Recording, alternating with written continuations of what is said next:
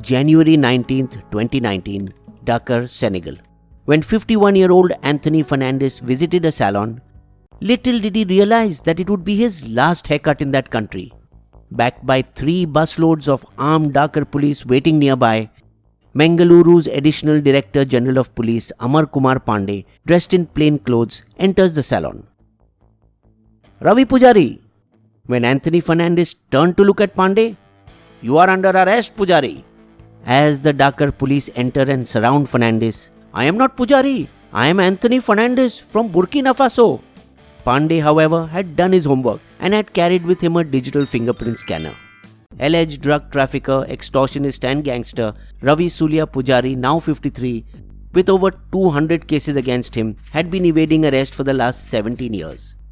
Nobody even knew what he really looked like. The only photograph the Indian police had of him was the one clicked in 1994. They had his fingerprints, but it was a tip-off in the form of a letter from one of his associates who was cheated by him in a business deal that led to his eventual arrest. Pujari is going by the name of Anthony Fernandes. He is running a chain of 11 restaurants named Namaste India in Burkina Faso, Senegal and the Ivory Coast. His home is in the building next to Cambodia International English School in Burkina Faso. "Sir, I have got proof and can find him. Please give me permission to go." It took Pandey 3 years before the bureaucracy would allow him to make the trip that led to his arrest. But after being arrested by the Senegal police, Pujari cleverly came up with a ploy to scuttle the extradition process by having a false case of fraud filed against him. Senegal law does not permit extradition until all charges against an accused have been cleared within the country. Securing and then jumping bail, Pujari once again slipped through the fingers of the law and went underground, moving from one African country to another. Pujari was among the last underworld dons harassing Bollywood with extortion calls. It is alleged that through his henchmen, he tried to scare or kill Bollywood producer-director Mahesh Bhatt in 2006 by firing bullets in his Juhu office, as well as shooting at producer Karim Murani's office, warning him that this was just a trailer and that the full movie was still to come. Top actors like Salman Khan and Akshay Kumar were too threatened with extortion calls, and he even reportedly tried to scare Shah Rukh Khan by demanding, "Give me overseas rights of your film Happy New Year." Actually, it was the Indian film industry in the 1970s that first became enamored of gangsters. When writers Salim Javed met gangster Haji Mastan, the scriptwriters found his rags to riches story fascinating. "We must make a movie on his life." The result was the 1975 blockbuster film Diwar, that portrayed gangster Haji Mastan's real-life character of a dock worker, played ably by Amitabh Bachchan. Kamal Hassan too was fascinated by underworld don Vardarajan, on whom he made a film Nayakan in Tamil, which became a huge hit.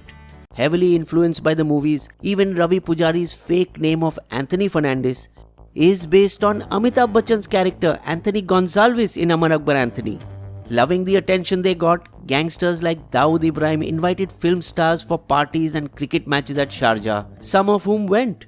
Until then, Bollywood films were produced largely with cash money supplied by businessmen, often at very high rates of interest, 30 to 40% per annum, and also by distributors who took film rights in their territory and advanced the filmmaker money, a system that led to many bankruptcies when the film failed.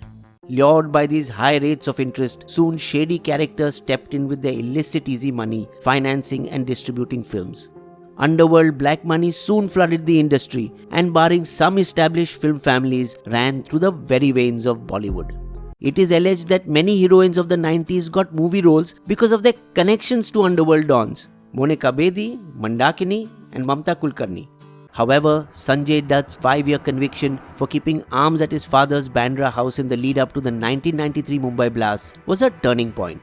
The film industry slowly began to stay away as the police tightened the noose around the necks of producers like Nazim Rizvi, Bharat Shah and financiers like Abu Salim. Jodi Number 1 and Chori Chori Chupke Chupke in 2001 were probably the last movies to be financed by the underworld. The police also dragged Bollywood stars to court to testify about their encounters with the underworld. All turned hostile except Preeti Zinta. "I got a call from the underworld and was told to pay 50 lakh rupees. And the extortionist said he was Bhai ka aadmi." So scared had Bollywood been of the ruthlessness of the underworld that once gangster Chhota Shakil forced Shah Rukh Khan, You have to listen to this movie script. Many years later, when Mumbai police tapped Salman Khan and Aishwarya Rai's phone, it was revealed that Salman Khan indeed did the film Chori Chori Chupke Chupke at the behest of underworld don Chota Shakil. भाई ने बोला तो फिर करना ही पड़ेगा क्या? It was around the time after Mumbai police cleaned up the city's gangs that Ravi Pujari came in trying to fill the void. By then, Bollywood showman Subhash Ghai had reached a realization.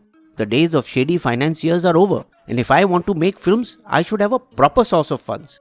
He did something unheard of in the history of Bollywood. In July 2000, he brought out an IPO of 100 crore for his company Mukta Arts.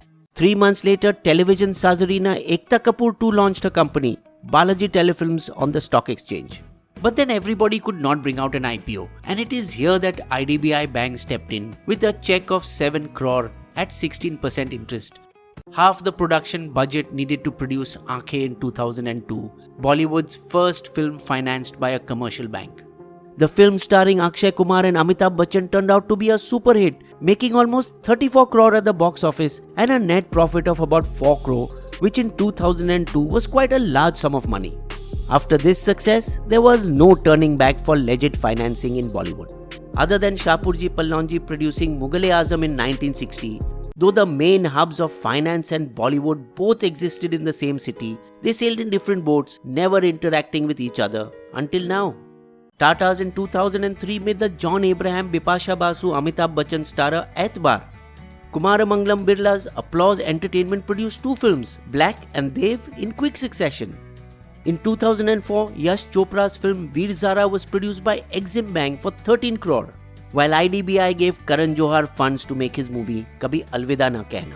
When financial loan sharks or underworld elements were involved in the making of films, the interest rate, which at one time was at a high of 36% per annum, settled down at 9 to 10%. Soon, Viacom 18, Eros International, Reliance Entertainment and UTV entered the business, later followed by Hollywood studios, Walt Disney, Foxstar and Sony. Top Bollywood actors too have become producers. Shah Rukh Khan has the Red Chillies banner, while Farhan Akhtar has Excel Entertainment. With the corporatization of Bollywood, gangsters moved into the extortion business. Pujari had 96 extortion cases against him in just Karnataka. After Pujari jumped bail in Senegal, their president Macky Sall, who had also helped in nabbing several notorious Italian and Chinese criminals, "Go find Pujari." Senegalese authorities picked up the Don's trail and arrested him in South Africa. He was brought back to Senegal and later flown to India by the Karnataka police team a year later in February 2020. Sunil Gaikwad, another gangster who had shot at Rakesh Roshan 11 years ago and had jumped parole in June this year, was also rearrested in October.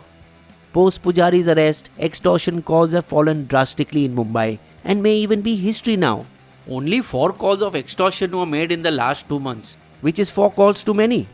His shooter on Shabnam developers in Bengaluru in 2007, in which 2 people were killed, a case which led to Pujari's eventual extradition, was also arrested.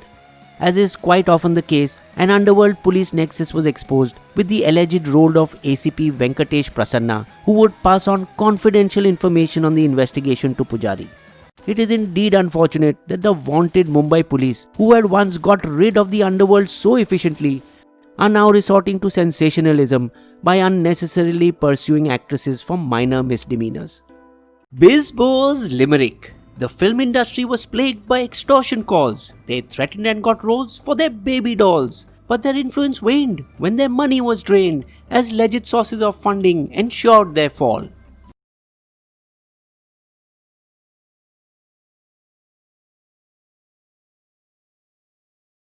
Subscribe to Bizbo and click on the bell icon to get notified whenever Bizbo releases a new video. Sources of all our information is listed in the video description section.